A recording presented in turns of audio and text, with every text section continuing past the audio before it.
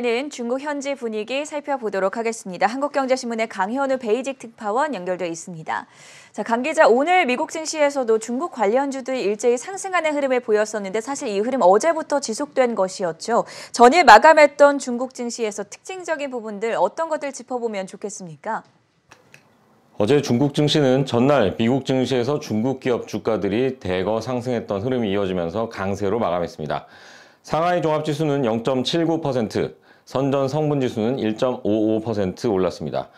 홍콩 항생지수도 대형 기술주들이 시장을 주도하면서 2.06% 상승으로 장을 마쳤습니다.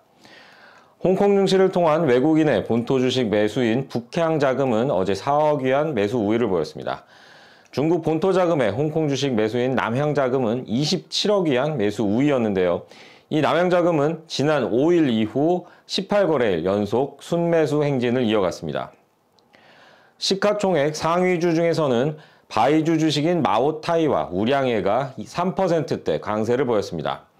또 중국 3대 통신사 중 하나인 차이나 모바일은 5G 통신과 메타버스 대표주라는 기대가 반영되면서 상한가를 기록했습니다. 홍콩 증시에선 텐센트와 알리바바, 메이투안 같은 기술주들이 일제히 상승세를 나타냈습니다. 전날 미국 증시에서 중국 국영 펀드들이 기술주 매입에 나서면서 알리바바와 바이두 등이 큰 폭으로 올랐는데요. 이런 흐름이 어제 홍콩 증시에서도 지속됐습니다. 네, 어제 중국 증시 마감 상황에 대해서 먼저 체크해봤고요. 일반적으로 우리가 큰 행사를 치르게 되면 거기에 대한 경제 효과를 기대하기 마련입니다. 지난 4일부터 베이징 동계올림픽이 진행이 되고 있는데 그 경제 효과는 어느 정도로 예상이 되고 있을까요? 중국은 이번 동계올림픽 시설에 총 22억 4천만 달러를 투자했습니다. 경기장에 4억 달러, 선수촌 같은 비경기장에 18억 달러를 투입했습니다. 그 외에 교통, 인프라 등의 간접적인 시설 투자까지 더하면 총 300억 달러 이상을 투자했다고 주최 측은 설명했습니다. 기업들의 마케팅을 보면 총 14곳의 올림픽 글로벌 파트너가 있고요. 또 베이징 올림픽위원회가 45곳과 후원 계약을 맺기도 했습니다. 올림픽 중계권은 11억 달러로 평창의 9억 달러보다 늘어났습니다. 올림픽 라이선스 상품은 5천여 종이고요. 여기서 25억 위안, 약 4,700억 원의 수익이 발생할 전망입니다. 하지만 이번 베이징 동계올림픽이 이전 대회들에 비해 전체적인 경제 효과는 적을 것이라는 게 일반적인 분석입니다. 먼저 상당수 국가들이 선수단만 보내고 외교 사절단을 보내지 않는 외교적 보이콧을 하고 있고요. 또 주최 측이 코로나19 방역을 이유로 일반인에게 입장권을 팔지 않기로 해서 티켓 판매 수익도 크게 줄어들 전망입니다. 2008년 베이징 하계올림픽 당시에는 중국의 국내 총생산을 0.8%포인트 끌어올렸다는 분석이 있었습니다. 하지만 이번 동계올림픽은 오히려 중국 경제에 부담이 될 것이란 지적도 나옵니다. 국제금융센터는 이번 올림픽에서 인권 문제가 부각되고 중국과 서방 국가들 간의 마찰이 더 심해지면서 정치, 경제적으로 역효과가 날 수 있다고 진단했습니다. 예, 마지막 소식은 한국경제TV에서도 좀 중요하게 다뤘던 기사 중 하나였는데요. 최근에 미국 상무부가 중국의 33곳 기관을 수출 통제 대상에 올렸습니다.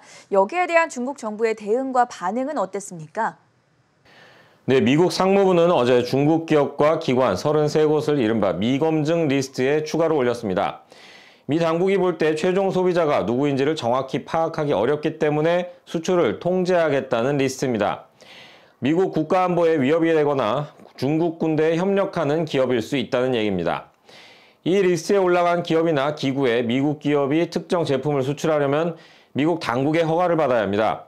또 리스트 기업들은 자신이 합법적이며 미국의 규제를 따르겠다는 점을 입증해야 수입 허가를 받을 수 있습니다. 이번 리스트에는 전자와 광학 기업들이 대부분 포함됐습니다. 업계에선 특히 중국 반도체 장비 업체 중에서 가장 기술력이 높다는 평가를 받는 상하이 웨이전자 장비가 포함된 것에 주목하고 있습니다. 상하이 웨이는 반도체 공정 중에서 회로를 그리는 노광 장비를 개발하는 업체입니다. 노광 장비는 네덜란드 ASML과 일본 캐논, 니콘이 글로벌 시장을 과점하고 있습니다. 이 중에서도 7나노 공정에 쓰이는 극자외선 장비는 ASML만 생산하고 있습니다. 그런데 미국이 중국 최대 반도체 파운드리인 중신거지 SMIC를 미검증 리스트와 비슷한 규제를 받는 수출 통제 리스트에 올리면서 ASML의 장비를 수입하지 못하게 됐습니다. 중심워즈는 현재 14나노 공정에 겨우 진입한 상태인데 더 이상 기술을 발전시키기가 어렵게 되는 겁니다. 그래서 중국은 자체적으로 반도체 장비 업체들을 육성하고 있고요.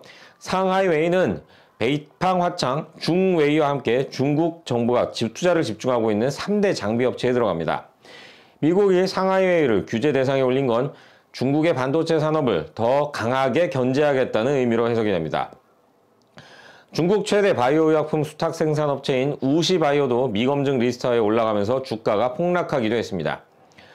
중국은 강하게 반발하고 있습니다. 중국 상무부는 최근 몇 년간 미국이 수출 규제를 정치적 탄압과 경제 침탈의 도구로 삼고 있다고 비판했습니다. 또 국제경제 무역 질서와 자유무역 규칙을 훼손해서 전 세계에 해가 된다고도 주장했습니다. 런민대의 둥샤오펑 교수는 이번에 미국이 중국 기업들을 미검증 리스트에 올린 건 그만큼 첨단 기술에서 중국 기업들이 부상하는 걸 미국이 두려워하고 있다는 의미라고 지적하기도 했습니다.